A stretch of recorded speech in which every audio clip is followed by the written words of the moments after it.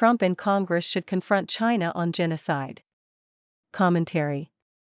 Senator Rick Scott and Senator Jeff Merkley joined together last week to sponsor a bipartisan bill that would require the Secretary of State to determine whether the People's Republic of China is engaging in genocide against the people of Tibet.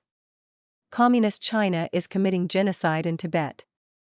There is no way around it, Scott said in a statement about this bill. The regime in Beijing has engaged in systematic killings, torture, forced sterilization, forced displacement, government-sanctioned kidnapping and a myriad of other crimes against humanity in its oppression of the Tibetan people. The bloodshed needs to end, and China needs to be held accountable for all of it, said Scott. Merkley was equally adamant. In the face of China's continued assault on Tibetans, escalating cultural erasure, child separation, surveillance, imprisonment and torture, America can't stand silent, he said.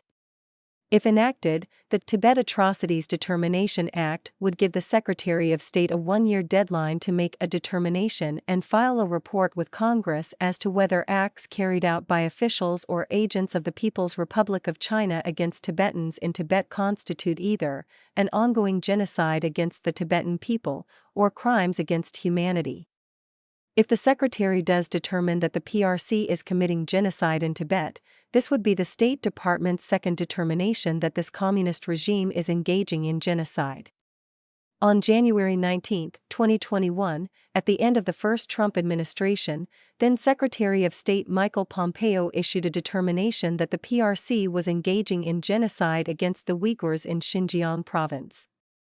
After careful examination of the available facts, I have determined that the PRC, under the direction and control of the CCP, has committed genocide against the predominantly Muslim Uyghurs and other ethnic and religious minority groups in Xinjiang, Pompeo stated. I believe this genocide is ongoing, and that we are witnessing the systematic attempt to destroy Uyghurs by the Chinese Party state. In his statement on his bill calling on the Secretary of State to determine if China is now committing genocide in Tibet, Scott also cited China's treatment of the Uyghurs and political prisoner Jimmy Lai.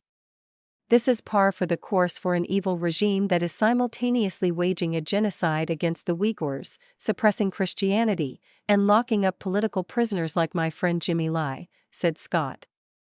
Lai is a Catholic Chinese businessman who ran a newspaper, the Apple Daily, out of Hong Kong. The U.S. Commission on International Religious Freedom describes him on its website as a media mogul, democracy activist, and advocate of religious freedom. The Chinese government initially arrested him in August 2020. On December 15, 2025, said a statement published in February by the United Nations High Commissioner for Human Rights, the High Court found Mr. Lai guilty of conspiracy to publish seditious material under the Crimes Ordinance, as well as 2 counts of conspiracy to collude with foreign forces under the National Security Law. Mr. Lai has denied all charges, it said. The Office of the UN High Commissioner for Human Rights, the statement said, had reviewed the verdict and was concerned that it criminalized the exercise of fundamental freedoms, including freedom of expression, media freedom and association. In October 2024, during that year's presidential campaign, President Donald Trump did an interview with radio host Hugh Hewitt, who asked him about Lai. Do you think you could speak to Xi when you're back in the presidency about getting Jimmy Lai out and out of the country? Hewitt asked. Trump responded, 100%, yes. If you get Jimmy Lai out, that will be a great victory for freedom around the world, Hewitt said. After Trump met with Xi in South Korea on October 30, 2025, EWTN reported that a White House official told EWTN that President Trump spoke with Chinese President Xi Jinping about releasing pro-democracy advocate Jimmy Lai.